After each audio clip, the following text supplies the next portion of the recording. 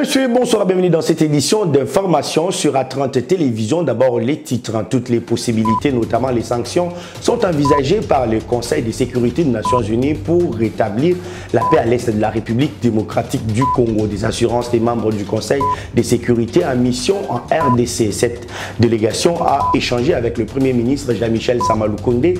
Elle sera également reçue par le chef de l'État Félix Tshisekedi.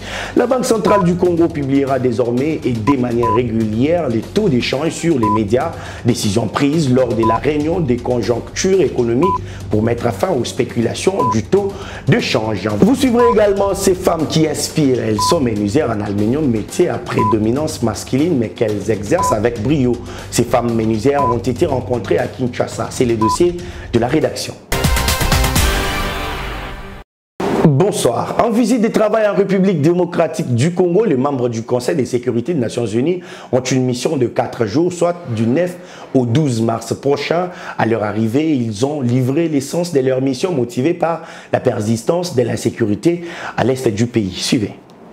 Le Conseil est venu ici en République démocratique du Congo adresser un message assez clair qui est que nous sommes à vos côtés, nous sommes là pour vous aider. Il est important d'agir, il est important que les groupes armés, quels qu'ils soient, cessent leurs activités, que tous participent au processus politique, que les groupes étrangers se retirent, que les groupes soutenus par l'étranger se retirent aussi, et que la paix revienne enfin en République démocratique du Congo. Nous sommes là pour nous enquérir de la magnitude de la situation et pouvoir mobiliser l'ensemble des partenariats pour une réponse à la mesure de la situation humanitaire. Restons avec cette délégation du Conseil de sécurité des Nations Unies en RDC qui a rencontré le Premier ministre Jean-Michel Sama-Lukonde accompagné d'autres membres du gouvernement. Les échanges ont essentiellement porté sur la situation sécuritaire à l'Est. Les membres du Conseil de sécurité rassurent le gouvernement de recourir aux diverses possibilités pour le retour de la paix. C'était ce vendredi à l'hôtel du gouvernement. Images et commentaires. Pour la rencontre avec la délégation des membres du Conseil de sécurité des Nations Unies en mission en République démocratique du Congo, le Premier ministre Jean-Michel Sama-Lukonde s'est fait accompagner d'autres membres de son gouvernement, notamment le vice-premier ministre des Affaires étrangères. Au menu des échanges, la situation sécuritaire dans la partie est du pays, caractérisée par la guerre contre les rebelles M23 soutenus par l'armée rwandaise. Au sortir de la rencontre, Nicolas Desrivières, chef de la délégation et ambassadeur de la France au Conseil de sécurité, a réaffirmé la détermination des Nations Unies d'aider la République démocratique du Congo à mettre fin à la guerre. Il était temps que nous rendions à nouveau dans ce pays. La situation est très difficile, notamment dans l'Est, avec l'action des groupes armés. On a évoqué avec le Premier ministre cette situation dans l'Est. On a dit notre solidarité avec la République démocratique du Congo et la détermination des Nations Unies de l'aider. Nous avons aussi évoqué le rôle de la MONUSCO, comment la MONUSCO peut contribuer de manière encore plus efficace à la réalisation de son mandat et à la sécurisation de la République démocratique du Congo, à la réforme du secteur de la sécurité et à toutes les autres parties de son mandat. Et puis, nous avons évoqué aussi la préparation des élections qui doivent se tenir avant la fin de l'année. Répondant à une question sur les sanctions contre les M23 et le Rwanda, Michel Xavier Biang, membre de cette délégation, rassure. Toutes les possibilités sont envisagées par les conseils de sécurité. Les sanctions sont un levier d'action du Conseil de sécurité. Mais au-delà des sanctions, il y a d'autres leviers. Nous envisageons toutes les possibilités dans l'objectif de rétablir la paix et la sécurité dans l'est de la RDC. Pour sa part, le vice-premier ministre des Affaires étrangères a martelé sur la nécessité de rénover le partenariat avec les Nations Unies. Les membres du Conseil de sécurité sont arrivés jeudi à Kinshasa. Leur mission prévoit également une rencontre avec les chefs de l'État Félix Tshisekedi, mais aussi une descente à Goma pour palper les réalités de terrain. Cette même délégation a échangé avec le président de l'Assemblée nationale, Christophe Mbosso. Une rencontre est prévue également ce vendredi avec le président de la République, Félix Tshisekedi, avant de s'envoler pour Goma, au nord Kivu.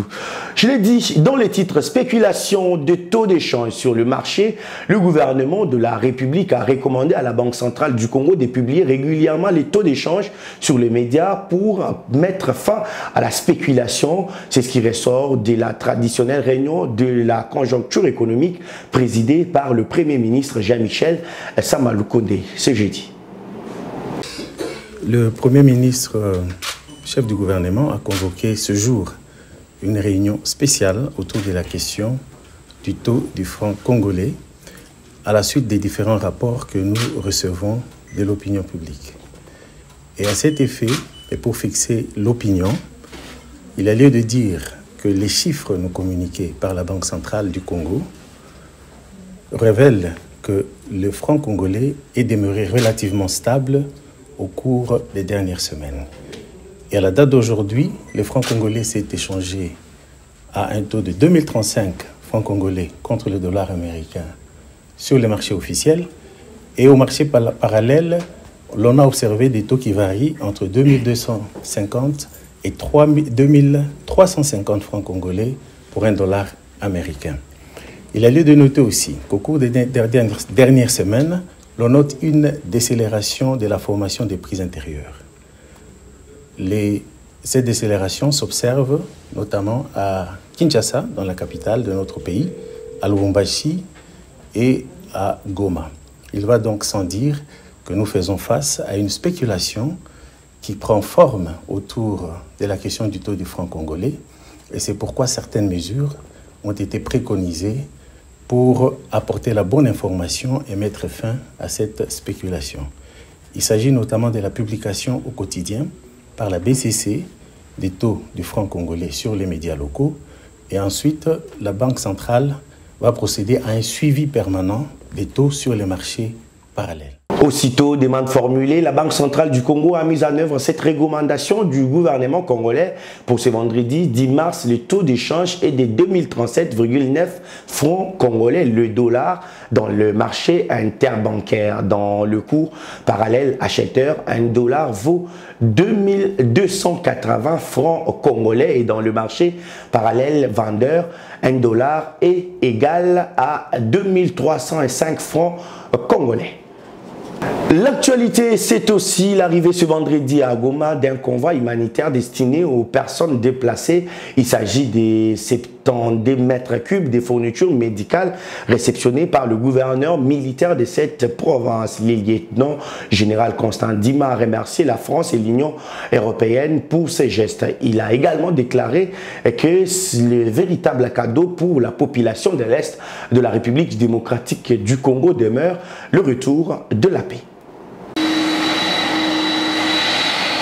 L'atterrissage de ces cargos à l'aéroport international de Goma ce vendredi 10 mars 2023 matérialise l'engagement du rôle de pont aérien humanitaire annoncé dans la conférence de presse animée conjointement par le président de la RDC Félix-Antoine Tshisekedi et celui de la France Emmanuel Macron le 4 mars dernier à Kinshasa. Au total, 35 tonnes constituées entre autres d'abris provisoires, des kits hygiéniques, du matériel médical et celui nutritionnel.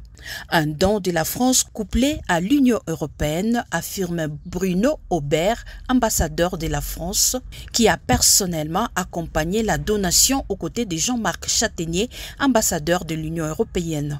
Ce qui se passe ici, dans l'Est du Congo, est inacceptable. Ce qui se passe dans l'Est du Congo doit être sorti de l'oubli. Et c'est la raison de notre présence ici, c'est la raison de ce pont aérien humanitaire, c'est la raison de notre investissement diplomatique et politique qui accompagne ce pont humanitaire. Ceux qui s'imaginent qu'ils sont partie prenante à ce jeu cruel de la violence ici, doivent comprendre qu'ils seront de plus en plus sous l'œil attentif de vos partenaires.